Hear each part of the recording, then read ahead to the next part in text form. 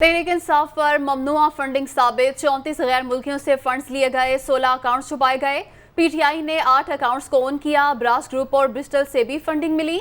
इमरान खान ने 2008 से 2013 तक गलत डिक्लेरेशन दिए। रुमेदा सेठी अमेरिका और कनाडा से मिलने वाली फंडिंग ममनुआ करार दे दी गई है। ममनुआ फंडिंग केस में तहरीक इंसाफ को शो कॉज नोटिस भी जारी कर दिया गया है।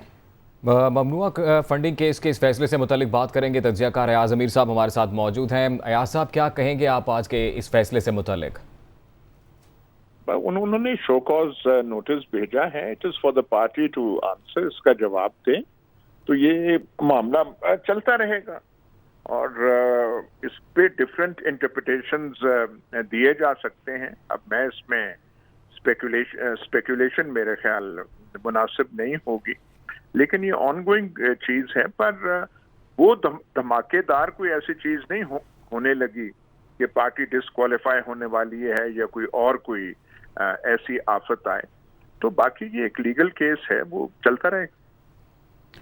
सर, इसके पॉलिटिकल एस्पेक्ट्स क्या लगते हैं आपको? नून लीग और पाकिस्तान पीपल्स पार्टी या जो दीगर जमातें हैं, क्या वो कोई लिवरेज ले सकते हैं इस फैसले के बाद? नहीं, लिवरेज नहीं। बात यह है कि ऐसे फैसले का या तो इम्पैक्ट पब्लिक ओपिनियन पे हो और लोग कहें जी देखें जी ये हो गया है, वो हो गया है।